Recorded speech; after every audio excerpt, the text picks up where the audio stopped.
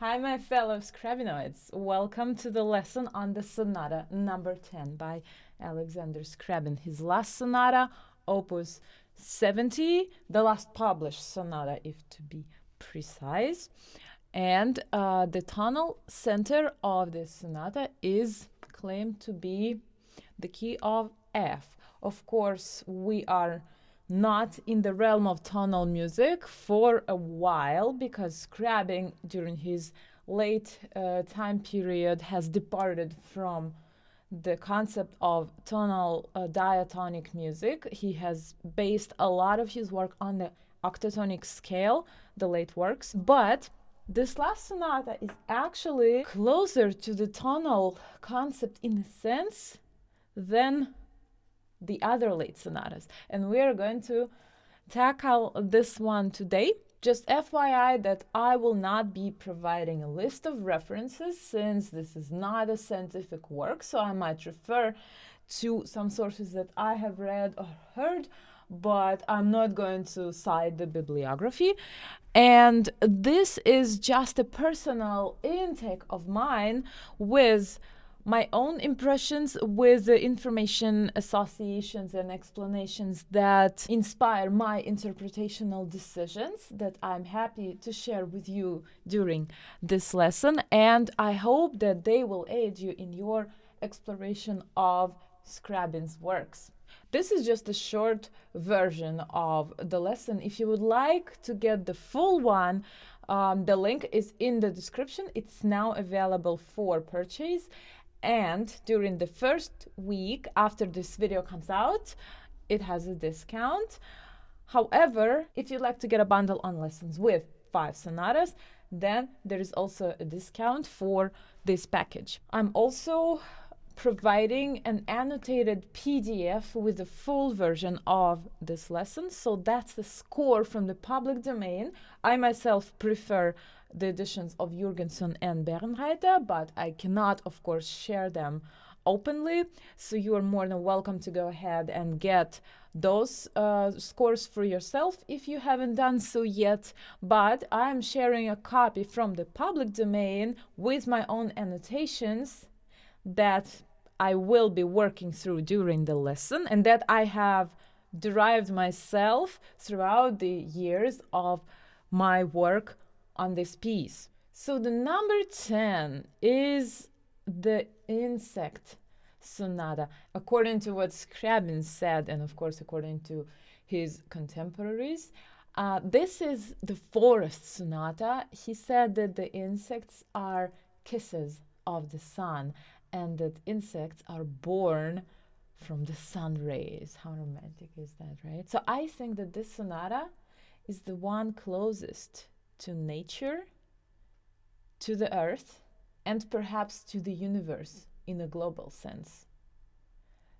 Maybe it's a sonata meditation in a way, but not an inner meditation like the number 8, for example, if you have watched that one. But maybe it's more in the sense of uniting with everything else, with the universe. And to me, personally, this is a mini Mysterium.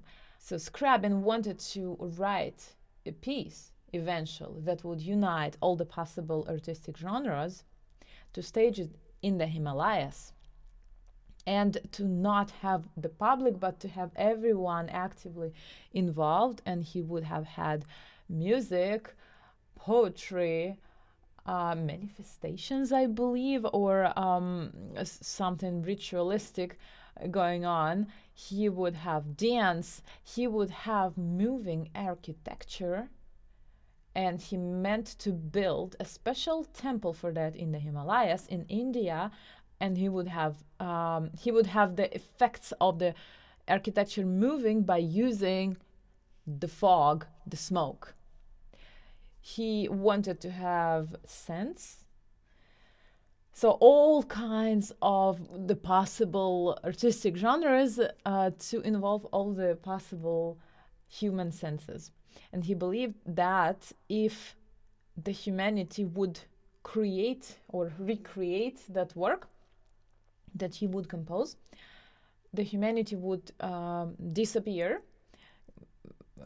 So it would not exist, it would cease to exist, die, if you like, and then be reborn as higher creatures. So he sort of meant it that the art and the synthesis of the art, so the omni art, as he said, would actually recreate all of us, and the humanity would be completely reborn. However, he passed away very unexpectedly in just 3 or 4 days, and he has never written that piece. He has only written sketches, and the prefatory action, so the prelude, if you like, to Mysterium has been recreated from these sketches by a composer, Alexander Nemtin, who has dedicated around 30 years, once again 30 years, to this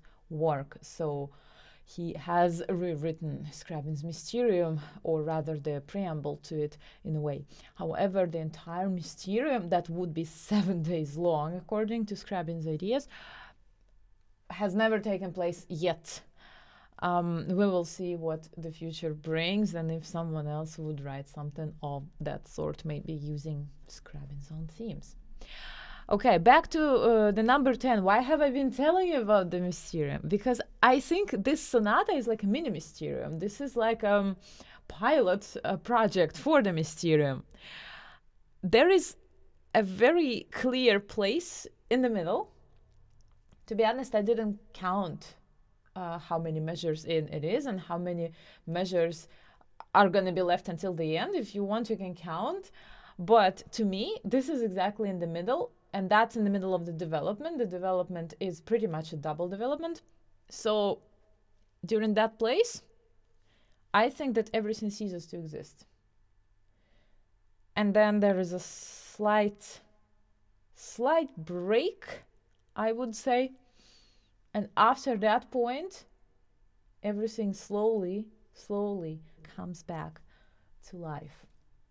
You might completely disagree with this idea. This is my very personal intake. I do not claim it's true, but I see it this way, and I have staged my own production this way, and to me it makes sense. It inspires me, and I think I play better, honestly, when I think this way. I'm very visual. I have a lot of plots going on in my head when I play, so these things help me rather than, for example, analytical analysis or something of that sort. So if I have a very clear character, a very clear imagery, colors, pictures, if you like, or, you know, things developing other than seeing notes and knowing functions and knowing motifs that we're going to talk about in a second, to me, it's much more inspiring. So this is the most chromatic sonata, and at the same time, perhaps more tonal than the other late ones, as I have said.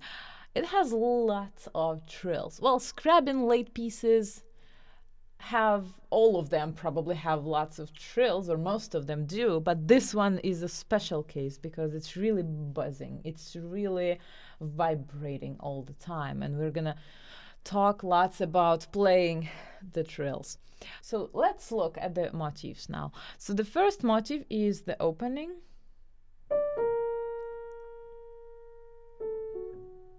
So we have a major third descending, and then a minor third.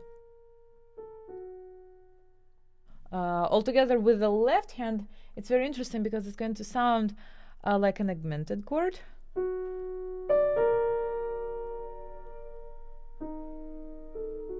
And then like a diminished chord. The next motif is the chromatic rising rebirth motif. That's the one I was talking about when I mentioned the rebirth. And of course, we have it in the beginning as the representation of all the motifs, because he likes to include some of them in the intro, and here we do have the intro of the sonata. So then this motif comes back as the rebirth later on in the piece. That's measure 9. Then we have the vibrant, the closest one to the flight, just before the main theme starts. So that is measure 37. Then we have the first theme, so the Allegro, the Sonata Allegro theme 1, measure 39. And clearly he starts in F major. Then we have the theme 2 in measure 73.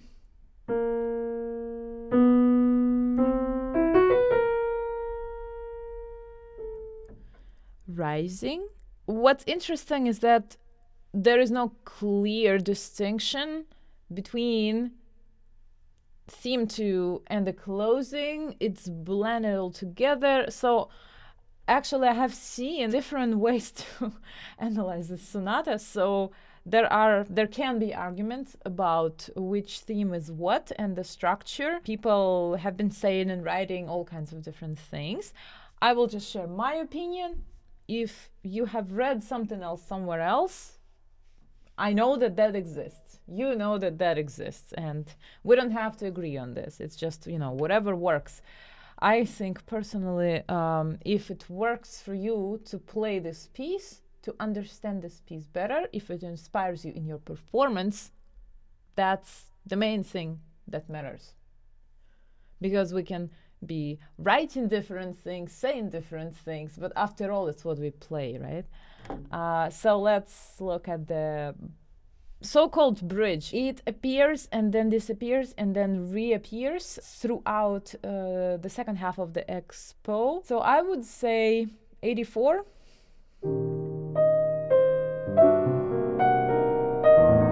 So this one.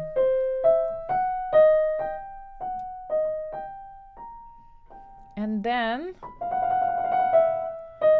maybe that would be the closing motif, but also there is this primary motif, the first one, measure 90. He really intertwines them in the second half of the Expo, so it's very hard to say where the bridge really starts and where the closing starts, because there is no such a point. Okay, the bridge starts, then the whatever I would call the closing motif comes in, then it's the bridge again, and then it's the closing and primary. They're all really, really tied up together. So this is just the second half of the Expo with at least 3 main motifs taking place. He writes avec émotion, measure 39, which means with emotion. So let's tackle the first theme.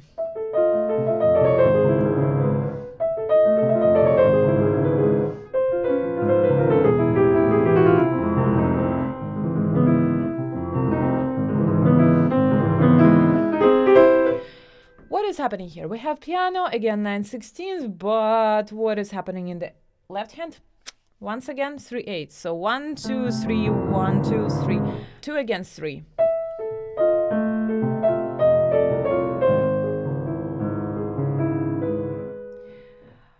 I'm using, of course, 5/4 for the melody.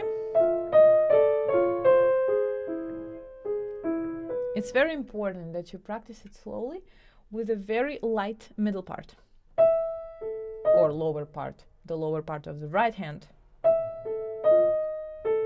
So, very light for your thumb, watch for it, and your weight when you play both parts with the right hand, your weight has to be distributed towards the pinky and 4, towards your beautiful legato chromatic melody.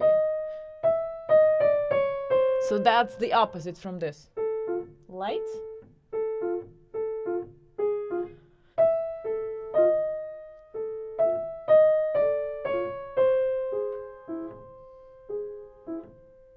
And hold here. Please don't immediately take it off, because in the left hand, look, that is off, the 16th is off with the rest, take the pedal off, but please hold on to the right hand because it is clearly longer and he clearly wanted that C flat to still hang around for a bit. So do acknowledge that fact, please. Okay, now one more thing to take care of. For the left hand, there is a temptation because it starts with a thumb. Well, at least I play it with a thumb. It's comfortable. But you might kind of want to, your thumb might want to, maybe not you, to play it way too loud. That's what we will end up with. In order to not have that, because it's still piano, it's very, very fragile, I feel. We have to be super careful to not overpower the melody. So your thumb has to be very gentle. Please watch for it extra, because if you don't, it might just push way too much. So 2 positions, of course. 1 to 5. And then we go into the lower 6 here. I promised I won't analyze harmony too much, I'm sorry. From the F major here, clearly major. And also, okay, jazz. Who tells me Scriabin didn't write jazz chords will have an argument with me. Moving on, I have said too much about this one.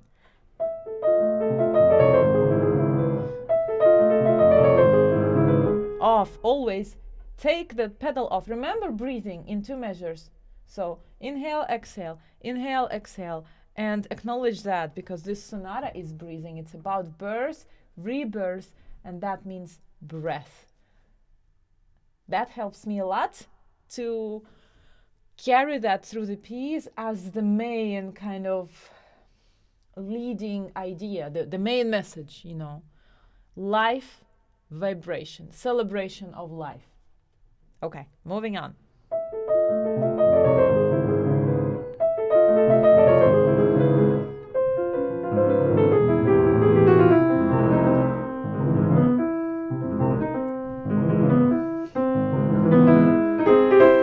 Notice how here he doesn't break the slur actually.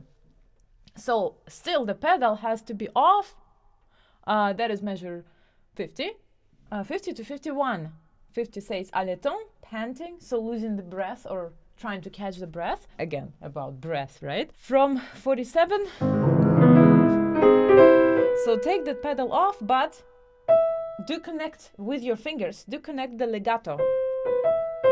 Because he would have written, if he would have wanted it, he is not very lazy to write slurs. He would have indicated a break, but he didn't.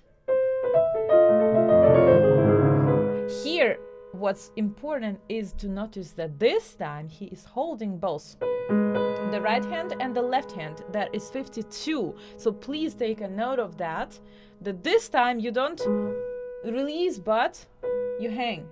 Yeah, once again from 51. And then 1 is off. That's when he is changing that breathing pattern, because maybe after panting, after this passage, it's like running or something, or moving fast, or maybe being so amazed, so surprised at something that you lose your breath a little bit and then you have to catch up. So that's the place on the downbeat of 53, that's the 1, and then again the radiant, the luminous motif comes back.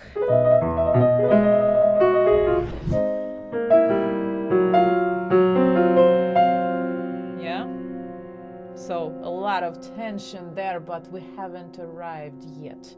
So save yourself here, save your dynamics. That's what I meant. It's important to not give it all yet, because we are still gonna grow and grow and grow. So 200 and legato. For me, it involves changing to 4 a lot in my right hand from the pinky to 4.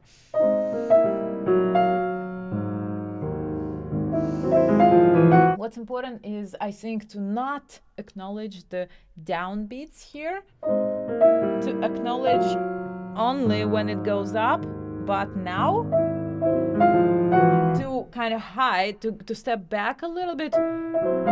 That's gonna help you build a line, because otherwise, if you will, you know, really acknowledge the downbeat,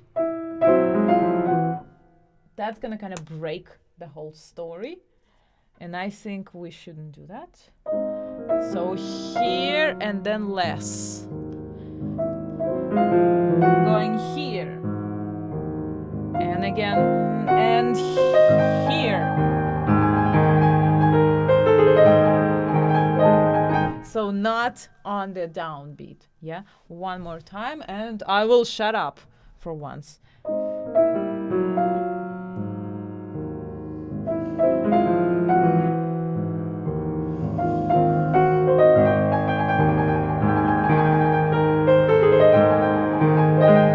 Off. So the next step, and I like really taking the pedal off and lifting my hands between those. Otherwise, it's gonna be really also connected and not clear where is what, and I prefer to have my stages there. So the next stage is something new. The next stage is something new again. 200.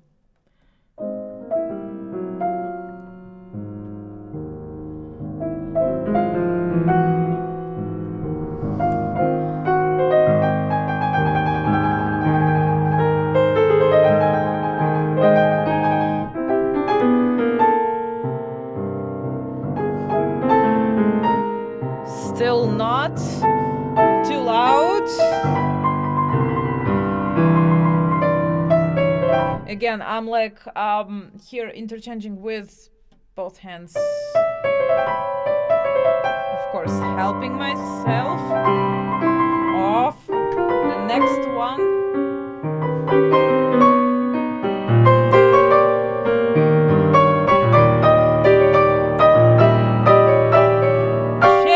And here is the "you have arrived" moment. I'm very grateful that you have watched this video until the end. Please keep in mind that if you are playing classical music, if you're playing the piano, not necessarily Scriabin in particular, of course, but if you're playing also other genres, other styles of classical music, I offer individual lessons, and you can contact me. It's the contact form of my website. You can write me a message, you can send me videos. We can have an individual lesson or a set of lessons, or you can sign up for a weekly schedule with me. Definitely, I'm looking forward, and I hope that this lesson was helpful. Please let me know in the comments what you think. Subscribe to the channel, hit the bell. I'll see you in the next one. Bye. Off, alone, and then off again. Oops, breaking the mic.